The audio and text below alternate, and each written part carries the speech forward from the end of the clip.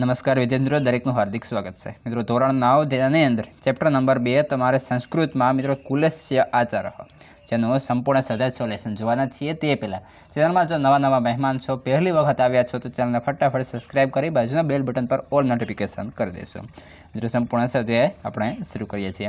અન્ય વિષયનો અથવા તો પછી અન્ય કોઈ ચેપ્ટર લખવાના બાકી છે તો આ વિડીયો ડિસ્ક્રિપ્શનમાંથી તેની લિંક મળી જશે। આ વિડીયો જોયા પછી એ પણ જોઈ લેશો। તો જે અંદર પહેલો છે ક્વેશ્ચન 1 વિક્લેબ્ય समुचितम पदम चित्वा लिखित जे अंदर एमसीक्यू आपेला छे अने तेना आधारे आपणे लखवानुं थशे। जे अंदर पहलो छे तर्षा पीड़ित शिशु कस्य समीप गच्छति। ऑप्शन ए वृद्ध समीपम, बी पितृ समीपम, सी नदी समीपम के डी जननी समीपम। तो आवशे जनसी समीपम। आगळ जोईए बीजा नंबर छे मेघ शब्द से पर्याता कह। ऑप्शन ए जलम, बी वृष्टि, सी जल, डी गगनम। तो ऑप्शन ए आवशे जल। मित्रों विडियो सारो लागे छे लाइक कॉमेंट और शेर पण करता रहेशो। त्रीजा नंबर है सर्वे की रक्षी तव्य। ऑप्शन ए तड़ाग, बी कुलाचार, सी मेघ के डी शिशु। तो ऑप्शन बी आवशे कुलाचार। आगळ जाइए जेनी अंदर चौथा नंबर है वृद्ध क्रीडस आसीत। ऑप्शन ए अंध, विकल, मरणासन्न के स्वस्थ। तो ऑप्शन सी आवशे मरणासन्न। तमामे तमाम विषयना स्वाध्याय सोल्यूशन अपने चैनल पर उपलब्ध है, तो तमारे जे पण लखवानुं बाकी होय लखी लेशो। पांचमा नंबर है शिशु कस्य उचित संधि संधि विच्छेद दर्शयत। तो जेनी अंदर आवशे पहलुं पुनः प्लस रपी, पूर्ण प्लस अपी, पुनः प्लस अपी के पुनरअपी। तो ऑप्शन सी साचो बने छे के आ प्रमाणे तमे लखशो तो पुनः प्लस अपी थशे। छठा नंबर है पुनरअपी इति शब्द से उचित संधि विच्छेद दर्शयत। ऑप्शन ए पुनः प्लस रपी, बी पुनः प्लस अपी, सी पुनः अपी के डी पुनरअपी। तो ऑप्शन सी पुनः अपी। सातमा नंबर जोईए अह तड़क जलम पातु। ऑप्शन ए इच्छति, बी इच्छसि, सी इच्छामी के डी इच्छतु। तो ऑप्शन सी आवशे इच्छामी। त्यारबाद है आगळ क्वेश्चन नंबर 2 संस्कृत भाषा उत्तरम लिखित। जेना अंदर पहलो प्रश्न है कह तृष्या पीड़ित आसीत। जवाब आवशे एक चातक शिशु तृष्या पीड़ित आसीत। बीजा नंबर जोईए चातक शिशु की पातु न अर्हति। तो चातक शिशु मेघजल पातु अर्हति। त्रीजा नंबर है कृषक पुत्रेण मार्गे की प्राप्त। कृषक पुत्रेण मार्गे धनस्यूत प्राप्त। चौथा नंबर है कृषक पुत्र से दारिद्र्य के नष्ट भविष्यति। कृषक पुत्र से दारिद्र्य मार्गे प्राप्त धनुष्यते नष्ट भविष्यति। पांचवा नंबर जो ये शिशु तृषा के नष्ट। शिशु तृषा मेघजलस्य पाने नष्ट। आगळ छे जेने अंदर क्वेश्चन 3 छे रेखांकी पदना स्थान कोष्टकात पद प्रस्थाप्य प्रश्न वाक्य रचयत। जेने अंदर पहला नंबर है मित्रों आ सारी रीते समझवानुं छे। जेने अंदर अहीं आपणे जोईए तो कि जननी शिशु बोधायती तो आपणे प्रश्नार्थ मूकवानो एटले के प्रश्नार्थ वाक्य बनाववानुं छे। तो आगळ का लगावीए तो कि का शिशु बोधायती तो जननी शिशु बोधायती आ रीते बनशे, जे तमे थोडुं ध्यान राखशो। बीजा नंबर है मार्गे परिश्रांत सह तिष्ठति। तो मार्गे क्रीडस स तिष्ठयति एटले के क्रीडस जे छे ए वच्चे लागशे। त्यारबाद है 3 कृषक वृद्ध आसीत।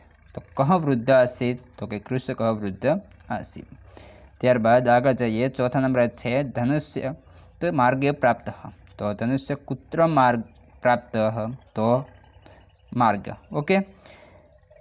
पांचवा नंबर जोईए सह तस्य सर्वे वृत्तांत कथयति। तो सह के से सर्व वृत्तांत कथयति। प्रश्न 4 निर्देशानुसार धातुरूपाण परिचय कारत। तो जेनी अंदर आपणे जोवानुं छे कि सौ प्रथम तमे सारी रीते जोई लेशो आ कोष्टक रूपे दर्शावेलुं छे, जे अहीं तमे आ प्रमाणे लाइन पण करी शको छो। ओके। तो पहला छे धातु रूप, धातु, काल लकार, त्यारबाद छे पदम अने पुरुष ने वचनम आ रीते छे। ओके। जेनी अंदर सौ प्रथम छे इच्छामी તો ઈચ્છ ધાતુ છે। તે ઉપરાંત કાળ જોઈએ તો કે વર્તમાન કાળ હ લટ લકાર, પદમ તો પરસ્મે પદમ અને ઉત્તમ પુરુષ એક વચન, આ પહેલા નંબર છે। બીજો છે ગચ્છતી, તો તેની અંદર ગચ્છ, વર્તમાન કાળ લટ લકાર, પરસ્મે પદમ, ઉત્તમ પુરુષ અને એક વચન।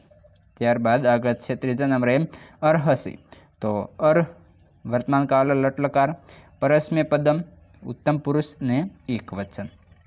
4 કથયતિ, કથ વર્તમાન કાળ લટ લકાર, પરસ્મે પદમ, ઉત્તમ પુરુષ અને એક વચન। ત્યારબાદ છે આગળ 5 વદતી, તો કે વદ વર્તમાન કાળ લટ લકાર, પરસ્મે પદમ, ઉત્તમ પુરુષ એક વચન। પ્રશ્ન 5 તરફ જઈએ। માતૃભાષાયામ ઉત્તરાણી લિખિત, જેની અંદર કુલાચાર એટલે શું? તો જવાબ આવશે કુલાચાર એટલે કુળનો આચાર।